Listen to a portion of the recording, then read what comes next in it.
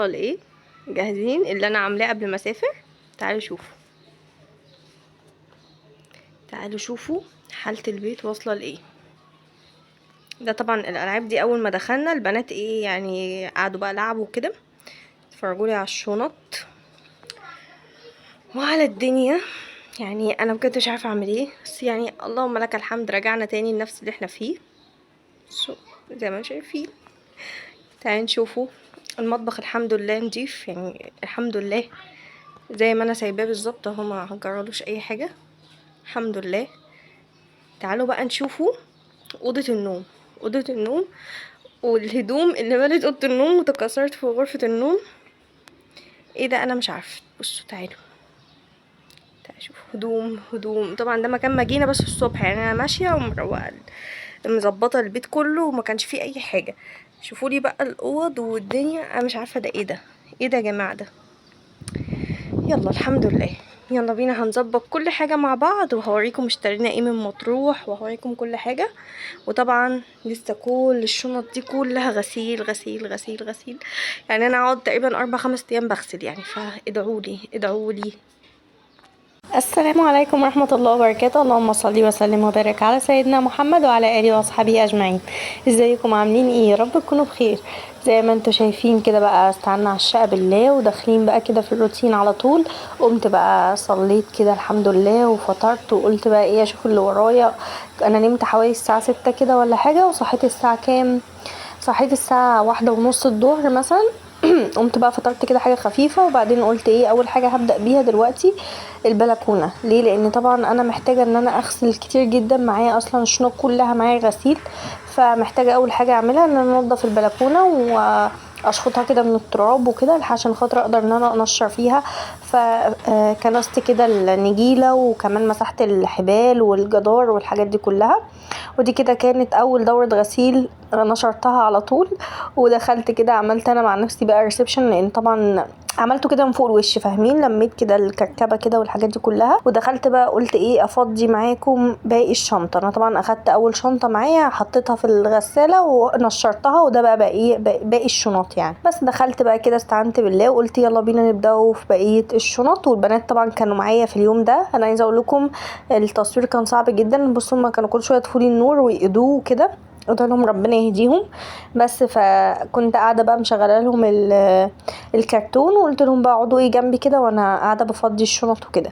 بس كان في معايا غسيل نضيف، كان في غسيل لسه ما اتلبس اصلا، وكان في غسيل مغسول من هناك، وكان في غسيل بقى اللي كان ملبوس وكده، كان كتير جدا طبعا. بس فاخدت كده معاكم زي ما انتم شايفين اهو الغسيل والحاجات دي كلها والشامبوهات والحاجات دي كلها، رجعت كله بقى مكانه. انا النهارده ما كنتش بعمل اي حاجه، كانش عندي هدف غير ان انا افضي الشنط واطلع الغسيل اللي عايز يتغسل، عشان طول ما انا قاعده افضل كل شويه اشغل الغساله كده مره واتنين على دورات الغسيل عشان اخلص منها.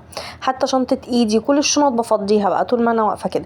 هنا بقى خلاص فضيت الشنطه. كنت بوريكم بقى الحاجات اللي انا اشتريتها من شارع اسكندريه. اول حاجه اشتريتها معاكم زي ما انتم شايفين كده ده سليبر، كنت جايباه لنفسي من هناك، كان عامل 100 جنيه. ودي كمان كانت سليبرات للبنات، كانت خفيفه كده وفي نفس الوقت بدل يعني الكوتشي بتاعهم او كده، او ده للخروج يعني صندل للخروجات اللي هي السريعه كده بالليل والنادي والحاجات دي كلها. وكمان الكوتشي ده جبته لزوجي كان عامل 260 جنيه برضو، كان حلو جدا وخفيف والله العظيم وحلو قوي. بس وجبت كمان هريسه اللي هو من عند راس البر، وجبنه مشبك، وجبت طحينه من فرجينيا. بوريكم الكبات العسل دي برضو اشتريناها من شارع اسكندريه، كنت شاريها للبنات. الواحد كان بحوالي مش عارفه، انا جبت الاتنين على بعض ب150 جنيه بقى، مش عارفه او 150 او 140 مش فاكره.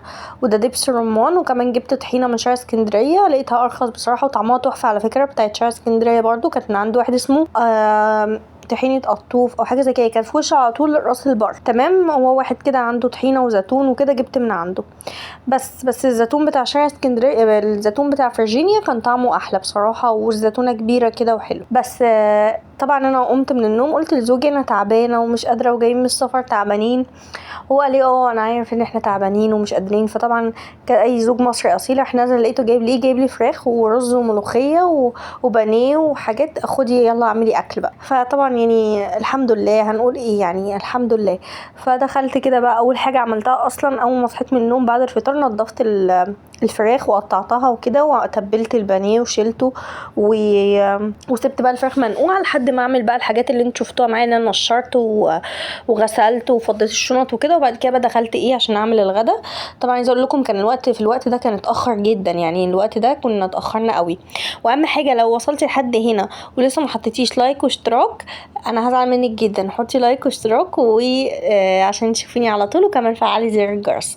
ويا ريت لو ما صليتيش على النبي تصلي على النبي عشان ناخد ثواب وانتي كمان تاخدي ثواب.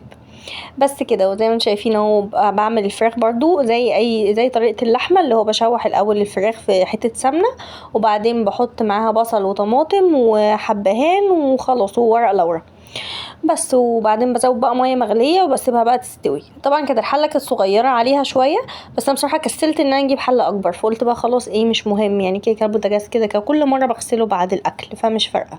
قلت هعمل جنبها بقى شويه رز كده بشعريه حلوين، وهنعمل كمان ملوخيه. بس ده كان الغدا النهارده. بس انا عايزه اقول لكم كنت جعانه جدا، انا اصلا كنت في الوقت ده كنت جعانه قوي قوي قوي. كان بقى الشنطه والغسيل والحاجات دي كلها، وعملت كمان الريسبشن وما جبتوش معاكم، وكمان اوضه البنات عملتها. يعني ايه ظبطت كده شويه حاجات كتير قوي، وانتوا يعني وبنات كمان قاعدين معايا، ماما عايزين ناكل، ماما عايزين نشرب كده. فطبعا ايه طول ما انا قاعده بعمل في حاجات يعني. فيعني ادعولي ربنا يعيني شويه. وكمان جايه بصراحه كنت جايه بكايلا، كانت اخده دور برد اول ما جينا، من اول ما جينا يعني صحت من النوم لقيتها بردانه، فكانت طول النهار بقى عماله تعيط وكده وتعبانه فالحمد لله يعني الحمد لله سي الحمد لله دلوقتي بقت احسن. بس انا عايزه اقول لكم انا اللي اتعديت بقى منها والحمد لله. بس خلصت اهو، حمرت هنا الشعريه معاكم وحطيت بعديها الرز غسلته وكده وحطيت عليه الملح. واهم حاجه انك بعد ما تحطي الشعريه والرز عشان الرز يطلع معاكي مفلفل كده وحلو، قلبي تقليبه حلوه قوي، انك تقلبي الشعريه في الرز وتغلفيه كده كل رزايه بالسمنه او الزيت او ايا يكن بتعملي الرز ازاي. طبعا عايزه اقول لكم بيخلي الرز مفلفل وجميل جدا. وبعدين برضو ميه مغليه وبزود عشان انا اسرع واحده تعمل اكل يا جماعه. انا الاكل حرفيا معايا ما بياخدش ربع ساعه على بعضها وبتلاقيني مخلصه الاكل كله. فانا بقف كده بخلص يعني بشغل كذا عين كده على البوتاجاز واقف اخلص انواع الاكل كلها، ما اقفش اعمل نوع وكده. انا سريعه جدا في الاكل يعني، حتى جوزي يقول لي انتي سريعه قوي قوي في الاكل. بس الحمد لله يعني. بس وهنا برضو قلت اعمل ملوخيه، فطبعا ما كنتش قادره يعني، كتر خيره ما جابلناش ملوخيه خضراء، جبنا ملوخيه مجمده يعني، كتر خيره كان حاسس ان انا تعبانه. هو قال لي ما يعني اجيب لك بقى ملوخيه خضراء يعني، ما اجيب لك ملوخيه مجمده بدل الخضراء يعني. فكتر خيره كتر خيره جدا يعني على اللي هو عامله معايا يعني، بدل ما اليوم ده يجيب لي دليفري او حاجه. بس هو قال لي خلاص بقى انت بقالك كام يوم. انا طول ما انا في المصيف كانت ماما ربنا يديها الصحه يا رب، كانت هي اللي كانت بتعمل الاكل. انا ما كنتش بدخل المطبخ خالص في المصيف، فماما اللي كانت بتعمل الاكل وكده. فهو بقى ايه قال لي ينتقم مني اول ما جيت يعني، من اول يوم كده. بس دخلت بقى حطيت اهو الملوخيه وحطيت عليها شويه شوربه من بتاعه الفراخ، وبحط عليها نص كده مكعب مرق. مش في كل الاوقات بصراحه بحطه، بس انا النهارده مش عارفه ليه كنت عايزه احط كده نص مكعب مرق الدجاج، بيدي برده طعم حلو قوي للملوخيه. وهو بصوا الرز هنا اتشرب. بصوا الاكل في ثانيه واحده على فكره، انا ما بقطعش ما بعملش كتات يعني، ده الاكل معاكم. بس خلصته واحط عليه كده معلقه سمنه بلدي من فوق الوش. عايزه اقول لكم بتنقل الرز في حته تانية خالص، بتخلي الرز طعمه حلو قوي، هيبقى طعمه حلو كانه رز. عارفين الرز المعمر طعم السمنه البلدي كده باين كده فيه وحلو، مهما تكوني حاطه له سمنه في الاول، معلقه السمنه اللي في الاخر اللي على الوش دي بتديله طعم تاني خالص. بس وهبدا بقى دلوقتي اعمل التقليه كده معاكم. واهم حاجه وصلتي لحد هنا ما تنسيش تصلي على النبي. طول ما احنا بنتفرج عليا صلي على النبي وتستغفري ربنا عشان تاخدي ثواب وتديني ثواب. طول ما احنا بنتفرج على اي فيديو عموما اي حد بيتابعني يستغفر ربنا ويصلي على النبي على طول عشان تاخدي ثواب طول ما انت قاعده بتتفرجي. بس وعايزه اقول لكم ان انا برحب بالناس اللي اشتركوا جديد، انا بجد فرحانه قوي يعني. احنا خلاص يا جماعه داخلين في ال 500 مشترك. فرحانه جدا جدا بجد يعني. شكرا لكل واحده بتاخد من وقتها وبتتفرج، وشكرا لكل واحده بتشترك في القناه. بجد انتوا بتشجعوني. كل شويه اقول انا تعبانه ومش قادره اصور، بعد كده اقوم الاقي القناه زادت فبقول لا انا هصور تاني. فانتوا بجد بتشجعوني قوي قوي بجد. انا فرحانه جدا من كمان الكومنتات اللي بتتكتب. في ناس كتير قوي كتبت لي كومنتات انا فرحانه بيهم جدا. عايزه اقول لكم الكومنتات دي بتفرحني قوي قوي يعني. ربنا يدخل على قلبكم السرور زي بتدخلوا على قلبي. بس وحطيت كده اهو التوم معاكم وفي حته السمنه كده حلوه، وحطيت عليه الكزبره. طبعا كلنا شاطرين وبنعرف نعمله رز وملوخيه، حاسس بناخده خبرات كده من بعض. بس واهم حاجه ولا تنسي الشهقه دي على الملوخيه اللي بتدي الطعم الحلو. بس وتقلبي كده اهو لحد ما هي تحمر، وخلاص نزلت اهو بالملوخيه اهو خلصتها. والاكل خلاص، وعلى فكره الفراخ كانت استوت جنبي خلاص برضو. بس انا بقى بطلت خالص بصراحه، بقى لي فتره كبيره بطلت ان انا احمر الفراخ في الزيت او في السمنه او كده او على البوتاجاز. بصراحه الاير فراير حلوه جدا فيها، ما بتديش اي اختلاف، يعني ما بحسش باي اختلاف بصراحه. من الاكلات اللي ما بحسش باختلاف خالص لما تحمر على البوتاجاز او فيها.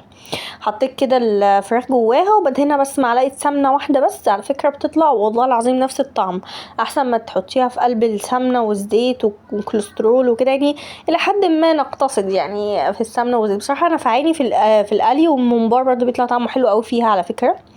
يعني من الحاجات العمليه بصراحه، وبتسخني فيها اي حاجه. يعني انا دلوقتي بصراحه ما بستغناش عنها خالص في المطبخ. بصوا بقى شكل الفراخ بعد ما اتحمرت، والله العظيم تحفه، مفيش فرق نهائي حتى في الطعم، يعني ولا شكل ولا طعم. بس وغرفنا بقى هنقعد ناكله احنا والبنات وكده. وان طبعا البنات بهدلوا نفسهم من الاكل وكده، فدخلتهم قلت لهم يلا خشوا بقى خدوا شاور. دخلوا بقى اخدوا شاور كده، وغيرت لهم هدومهم. فعايزه اقول لكم بقى هم خلصوا الشاور ودخلوا ناموا بقى تاني. يعني ناموا، كانت الساعه حوالي 8:30 كده بالليل، كانوا هم خلاص بقى مش قادرين. عايزه اقول لكم ناموا مكانهم، هم قاعدين اصلا من التعب من مكان بقى البحر والنوم المتلخبط وكده. وانا طبعا كان لسه زوجي ما كانش جاي من الشغل، فلسه عايزه افوق شويه. رحت جيت عامله لي بقى كوبايه نسكافيه كده، واخدت لي حته هريسه، والبنات بقى نايمين وكميه هدوء بقى حواليا. يا على الراحه النفسيه، يا بجد انتوا حاسين بالراحه النفسيه اللي انا كنت قاعده فيها. في البنات نايمين وزوجي مش موجود ولا في اي حد، وانا قاعده بقى لوحدي. هجيب بقى مسلسل كده مفضل ليا من على النت، وهاخد لي هريسه كده مع نسكافيه. عارفين قاعده كده ولا ب1,000,000 جنيه بجد. اللي مجرب القعده دي هو اللي هيقول لي. دخلت شغلت التكييف بقى وهقعد اتفرج. واستنوني بقى لو الفيديو عجبك ما تنسيش تحطي لايك، واستنيني في فيديو جديد ان شاء الله. اعمل لكم الفيديوهات اللي جايه حلوه قوي قوي. مع السلامه.